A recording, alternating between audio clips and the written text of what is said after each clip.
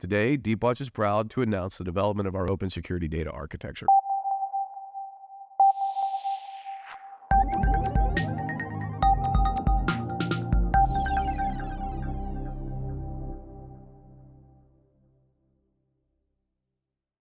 Hey, I want to welcome everybody to a new episode of the Deepwatch Overwatch podcast. I really appreciate your time.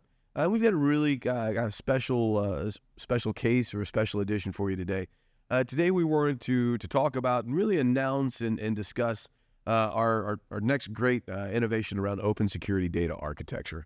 Deepwatch has been delivering industry-leading security operations for a number of years, and what we've seen over the last couple of years has really kind of caused us to shift some of our view and understand that the market is moving around and that things are really changing at a foundational level within the managed detection and response space, and in particular in the Siem space as well.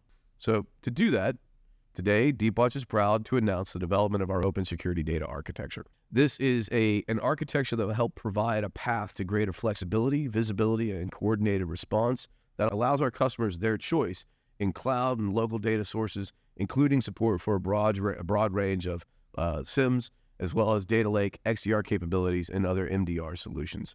Now, with this new architecture, customers can expect a reduction in incident response times, false positives, downtimes, and comprehensive coverage and precision response across all of their customer assets or all of your individual assets that you may be dealing with.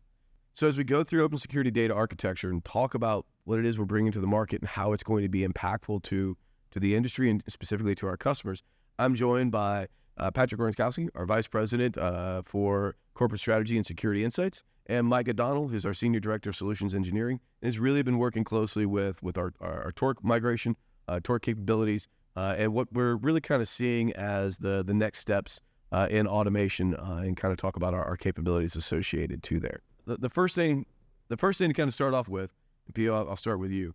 Can you give me 5 minutes or so on what is it that I've actually been talking about? What is open security data architecture and what are we looking to do with it? Yeah, 5 minutes is a long time, but I'll start with, when we, to your earlier points on how the industry has evolved. When we started Deepwatch, the cloud migration was just happening. The move to SaaS, infrastructure as a service, really wasn't a thing, right? Most of our customers were still living in their data centers. So, when we built the Deepwatch platform, it was a pretty simple idea to aggregate all that data, right? Because either you syslogged it or you brought it in via API or it sat somewhere where you could just slurp it up, right? Now, as the industry evolves, as security evolves, we're realizing that data might sit in 3 different clouds across many different data centers. And to aggregate and to normalize that data is really challenging and really costly, right? So as we move to the open data architecture, I think it'll allow those customers flexibility to tell us, hey, my data lives in Amazon Security Lake or Azure. Can you write detections and tell me if there are threats against that data as it sits, right? I'm going to bring my own data. We love the outcomes that Deepwatch is providing, all the advancements in Security Center, the ticketing capabilities, the alerting capabilities that we bring to the table, regardless of what SIEM or underlying data platform is there. So this is kind of an open-ended question. And Mike, I'll hit you with this as well, but I want Pio to go first, and then you can come in behind him. Why now? Like, why can we do this now? What's happening in the industry? What's causing us to make this change? Again, we've been really good at Siem for a very long time. Why are we moving, and what's the impact? Yeah, I mean, the industry is moving in at a more and more rapid pace, right? I think our adoption of SOAR very early on was a really good move, and the promise of SOAR really didn't get us there from an operations perspective, right? So why now? is because of the capabilities of hyperautomation and SaaS integrations and the ability to move data and metadata cloud to cloud, right, from a security perspective, and get that full holistic picture and visibility, to your point, on, you know, what's happening in my enterprise and where are the threats coming from, right? I think, you know, you look at the Okta breach or the issues that Microsoft had, right? There's really complex attacks that we need visibility for, and not everything goes into the Siem, unfortunately. You know, as much as we've tried, as much as the industry has said everything's security relevant, we haven't fulfilled that promise to aggregate and normalize all the data in one place. And now we're realizing, okay, maybe we need to change tactics a little bit and reverse the idea of put it all in one place, run detections on that, versus looking out and reaching out and touching that data via, you know, a hyperautomation platform. Yeah, I think one thing that I've seen just in my past 6 years at Deepwatch is just the consumability. It's easy to grab any cloud service, spin up something in a matter of seconds, have a proof of concept, and then being able to wire that all up with something like, you know, Torque or hyperautomation tool of your choice, right? Like that stuff is way faster now than it would have been when writing basic Python code or something and stringing it all together. Yeah. It's way faster now. Yeah. So are we seeing, we've been running Torque, you've been working with the Torque migration here for a while.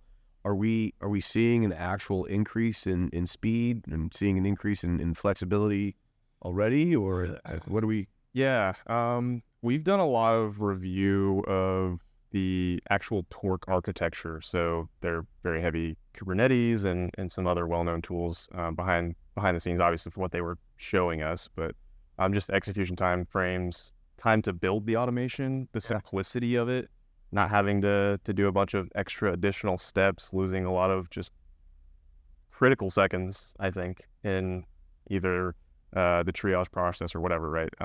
It is night and day different between tools. Yeah, that goes to the resilience message, right? Like you save those seconds. And those are seconds on the other end where you can respond to a ransomware incident, when you respond to an attacker getting into your system. 10 minutes is different than 5. Right. 100%. So we've talked a little bit, and we'll come back to a little bit more on hyperautomation and you know, how is it changing or integrating with what it is that we do or what our customers are currently experiencing or seeing. But do we think that open security data architecture or the concepts behind open security data architecture are going to kind of change the industry? Or if they are, in what way? I don't think it's groundbreaking or game-changing in any way. I think it's just a new mindset from an MDR perspective. You know, a lot of MDRs and service providers out there will tell you that they have that open architecture, but really what they're doing is taking metadata in and responding based on that metadata, right?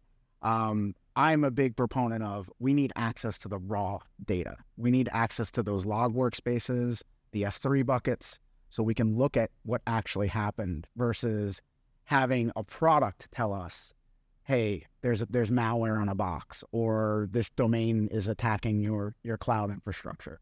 Yeah. I mean, something like the common information model definitely helped us in the past few years. Yeah. With Splunk, and we're heavily invested with it, but it's not built specifically for Deepwatch and our data needs. One of the things that we talk a lot about in the paper around that we've published to go with open security data architecture, which will be available from a link in this podcast later, is really around the looking at federated search capabilities, right? Understanding that we want to be able to go through and you've mentioned the metadata aspects of things and being able to get back to the raw logs. And I do think it is important to kind of point out there's something very specific in what you just said that can kind of get lost in the wash. On when we're talking about federated search, and as we look at open security data architecture and the capabilities of Torque to go normalize or go get things, we're not talking about just simply adding logs from trusted sources or from normalized sources into an interface that we're running a quote unquote federated or correlated search across those alerts that we have, right? That's one way that the market is going after it. What we're talking about instead is that ability to pull that, to do that exact same thing, but to go beyond and to be able to do a federated search down to get the raw log itself. But we're always wanting to be able to go back and get the raw proof to be able to present and show that to make a more educated decision. Is that a fair statement? Yeah, absolutely. I think, we've had the endpoint discussion endless amounts of time, right? Like do we run OS query? Do we run FluentD, right? Can we get the raw data from our EDR processor? And the answer is all of the above. Like you really want a holistic picture of what's happening on an endpoint, what's happening in a container, what's happening on a system, so you can make a good decision about how to respond and be resilient to that, right? So, and that's, again, goes back to the time to make a decision. The more you can automate, the more you can tell a system, hey, we've seen this before, isolate the host, lock the user account, do those sorts of things, then you're preventing that widespread, disaster scenario where you get ransomware or, a threat actor's in your environment and has complete control over your systems. So on that front, we kind of talked about it a little bit, but we said it's OSDA is not, it's impactful to the industry, but it's not a revolution. Lots of people are talking about this, and the question is, how are you going to prove it? How are you going to get the data? How are you going to show those outcomes and results we're talking about? So, but to roll the question back a bit, how is this going to impact us? How is it going to impact our technology, our capabilities, or what our customers are expecting or experiencing? Yeah, I mean, first and foremost, we're opening up to the Microsoft security stack, right? So allowing our customers to bring their already existing Microsoft licensing and capabilities to Deepwatch and getting the same outcomes that they would get through the traditional Splunk Siem capabilities. And it's really we're listening to our customers. It's a matter of when, not if, right? That our customer, I've pulled the numbers, like 95% of our customers have the Microsoft stack already, right? So it allows us that flexibility, and it will give us insight into where we want to go next, right? As we expand our data capabilities into Microsoft, maybe the next thing is, a cloud service provider capability with Amazon Security Lake, or maybe it's a Google, right? GCP. Anything that has an API endpoint. Yeah. Yeah. I mean, that's the hyperautomation gives us that flexibility, right? It's if we can touch an API and query the data, we should be able to write detections and give outcomes the same way we have with Splunk all these years. So a couple questions, and I'll lean on you for this for a little bit, Micah. On one of the other things that we're talking about or seeing as a major upsell for us, or a major upgrade, really is the right word to use, in going down this pathway. We talked about metadata, we talk about raw alert capabilities, we talk about logic and being able to be a little bit more flexible and just go get an API from a Torque perspective. But Deepwatch has always been a company that is focused on the security program, and going back to our concepts of cyber resilience and are you better tomorrow than you were today types of things. So from a logic perspective and kind of thinking of things on we can collect a lot more data. And let's say, for example, that we throw a lot of data into a data lake, and maybe we start talking about generative AI or multimodal AI capabilities on top of that we use to feed that data lake.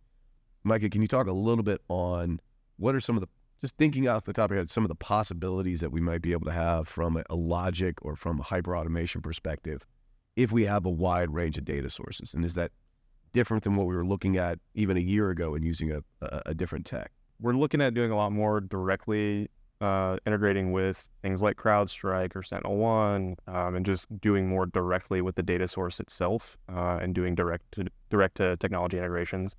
So I'm more excited about that prospect. I mean, storage right now is at an all-time low. Like storage is low. Normalization is kind of where you start incurring some expense at this point because some of that processing power and what you're going to do with the normalized data. Having standards is good, right? That's pre-Deepwatch, but Deepwatch has had some history with that, right? So Just a bit, we've tried to organize what we can and organize the chaos. So that's the name of the game. Yeah, I think the shift to AI is going to inform us about the models that we adopt, right? And what I mean by that is the industry is moving towards more of a charge for compute versus charge for ingest or storage, right? So where do you put that compute money, I think, is the question. And for security, we kind of always just assume that we needed a real-time answer to the questions that we were asking of the data, right? Whether that's, am I being attacked, or what's the trend of a low and slow type of compromise, right?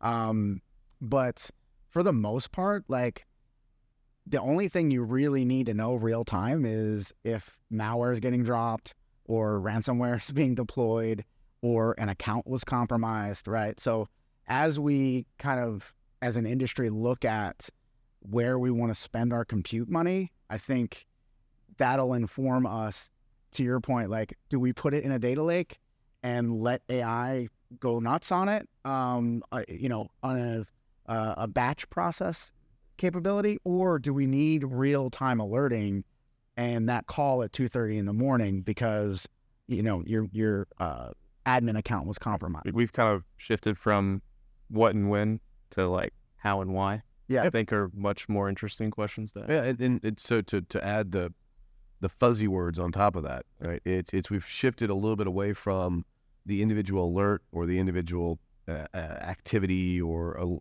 event that fired off, right?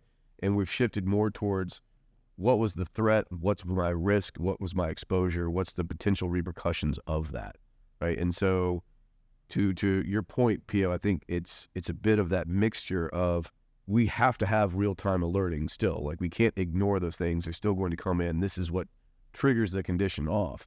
But if seconds or minutes in security, right, then the question is now with Torque and with additional hyperautomation and logic, what type of how do we push things up to the top of the stack, and what other pieces of information can we give, or initial actions could we take that may not stop something dead in its tracks, because stopping it dead could impact the business, but we could slow it down and thinking wider and more flexible from a response standpoint. So we should talk about. Yeah, it makes me think about like data convergence, right? The move it vulnerability or screen connect, right? The things that you have that's externally facing is really something that you have to keep an eye on, and you don't know what you don't know, right? So I really want to explore with hyperautomation in the near future how we take vulnerability data, for example, or asset data, and apply it to that real-time alerting. So when a 0-day does pop on something that's externally facing, we could tell customers within seconds, hey, there's a 0-day vulnerability. This is actively exploited. You either need to patch now or shut it off, right? And we get there with people today, and our customers are super happy about all the info that we give them. But how fast can we get there with hyperautomation, I think is the question. And can we do that, in the near term? Yeah. I mean, not gonna give too many details, I guess, but like a lot of things that we see now with the migration from traditional XOR to Torque, like even execution timeframes are much lower. It's just due to better architecture, whatever you want to call it. But there's a lot of like reduced waste that's happening, which is very exciting for us. So just excited about like what customers are going to feel for just managed DDR alone. Specifically is what I'm talking about in this case. But there's some cool metrics I think that people will be interested in. So we've been doing a bit of a a bit of a tour and talking to analysts, talking to other folks out on the street on this concept and what's been going on with it. And I've been asking everyone kind of the question of, we know that this needs to be done. We know that it's time to do this. But the question I keep asking, I think it's kind of evil, is why does this have to come from a company like Deepwatch? Like, why does the concept of more of this open security data architecture idea of flexible data, flexible ingestion, better response capabilities, and I'm kind of keying in on what you were talking about with vuln components a little bit, Yeah. PO, on why does something like this have to come from a company like us? I think fundamentally it's because we are a service provider, right? We see a lot of the full playing field that an enterprise myopically just naturally doesn't see, right? Every enterprise is its own kind of organism itself, right? If you've lived in the enterprise from a security perspective, you understand that, like, you have your own lingo, you have your own alert mechanisms, you have your own security kind of culture, right, within that organization.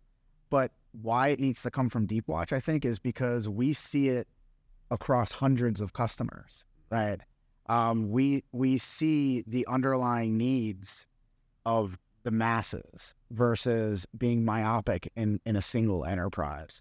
And I don't think any other company could see that and could have that visibility and frankly the data, right? Like we're collecting tons and tons of data and measuring ourselves, measuring our customers, measuring our capabilities and our platforms.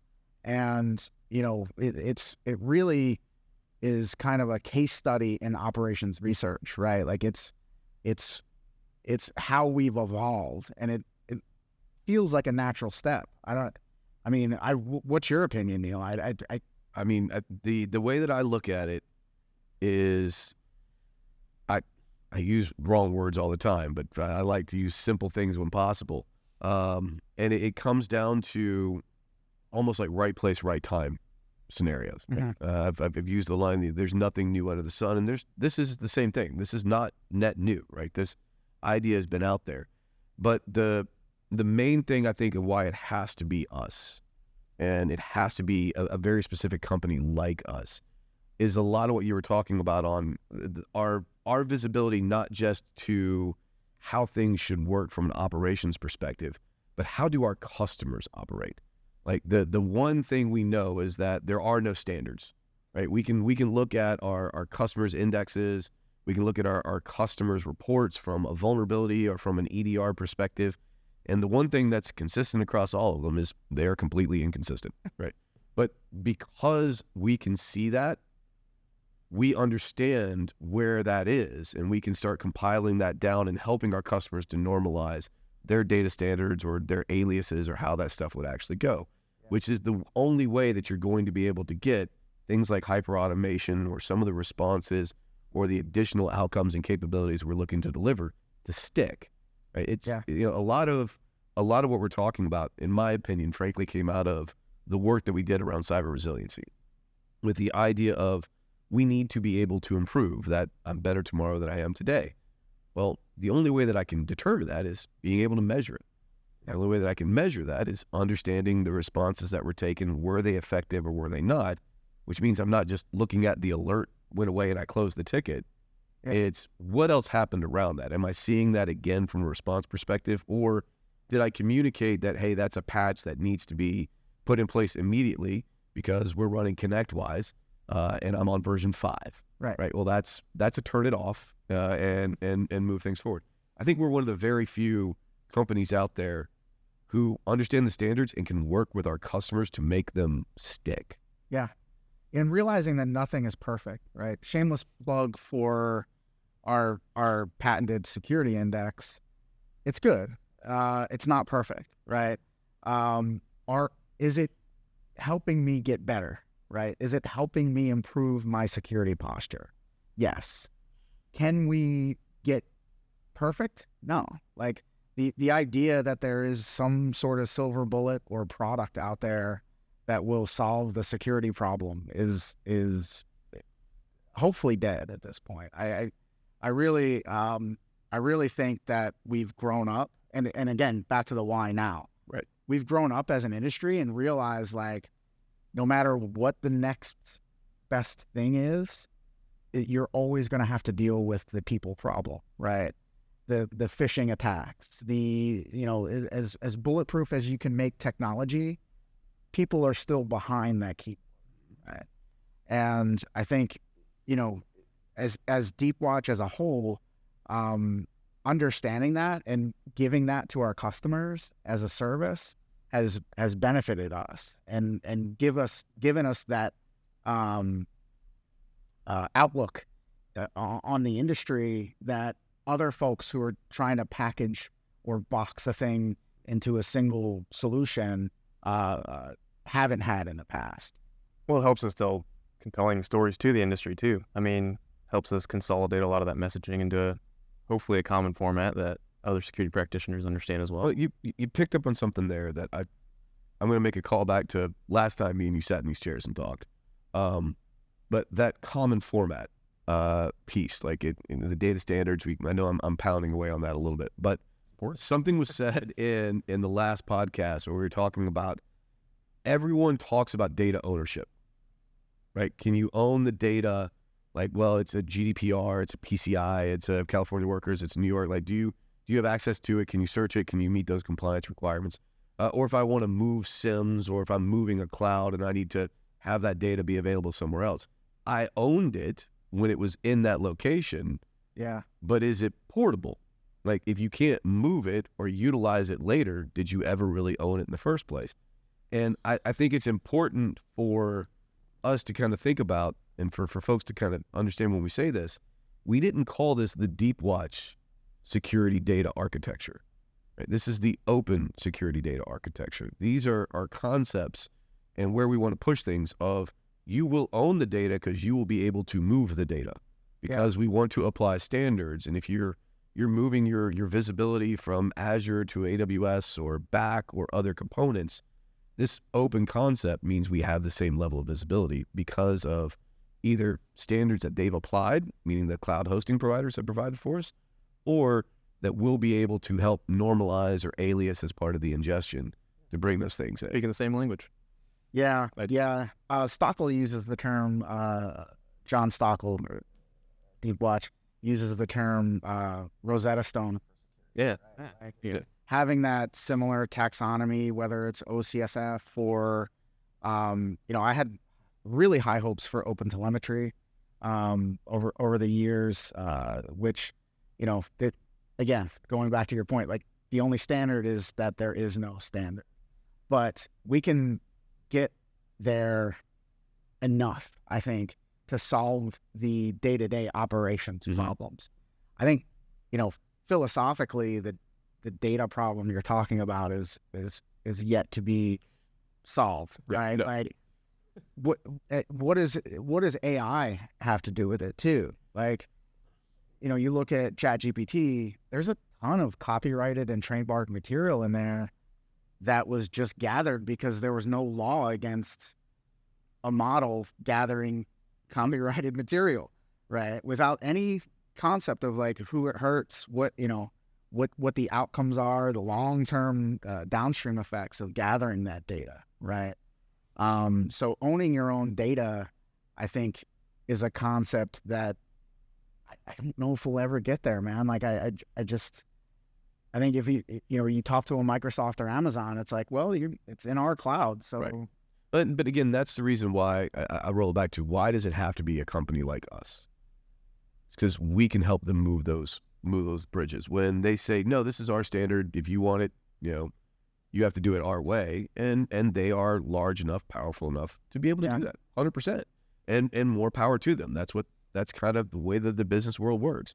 But I think we can help serve as that bridge in understanding and helping move. And as long as you're moving it through us, as long as, to go back to the Rosetta Stone, as long as you're looking at us and using us to transform from Hellenic Greek to hieroglyph, we can do that. And we can help with that capability. Yeah, and it goes back to, as well, our relationships with our resellers as trusted advisors.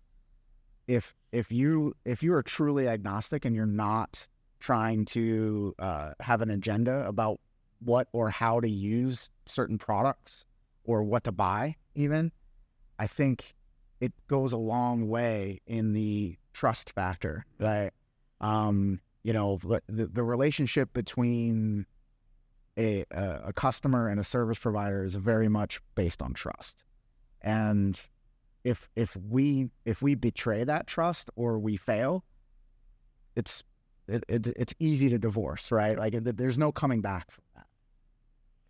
So on that note, I want to add that you brought up Gen AI, and there's a lot that we want to talk about with Gen AI and how we see that we can utilize it here, and kind of getting into a little bit on the data flexibility or how we do references or markup within the data lake or other capabilities. That being said, don't think we're going to cover it today. We're not the right guys. We're not the right guys. That is a very, very deep conversation that we are not the right guys, but we do have the right guys to have that conversation. Yeah, we have folks on board who can have those conversations in depth. And, it's an exciting time to be a technologist, not just in cybersecurity. I think it's really interesting. There are things happening in the field of technology that, as growing up as a kid, I thought I would never see in my lifetime, right? Around AI, around quantum computing, those types of things. And it's actually happening now. It's costing trillions of dollars, but, we're getting there. Yeah. And it's super exciting. Yeah. So again, appreciate your time. Again, we are really, really excited about this announcement. Open security data architecture is something we feel very, very passionate about, and we think it is a net good, not just for Deepwatch, but potentially also for the industry and how things need to be looked at and talked about. Thank you for joining us in this conversation. We look forward to answering any of your questions. Get them over to us. My name's Neal Humphrey, so neal.humphrey@deepwatch.com. Send them over to me, and I'll answer any questions I possibly can. If not, I'll punt them to the smarter people to my right-hand side. And I hope you enjoy your time, and read the paper. The Security Center Cannot Hold. It'll be available on deepwatch.com. Thank you. Have a pleasant day.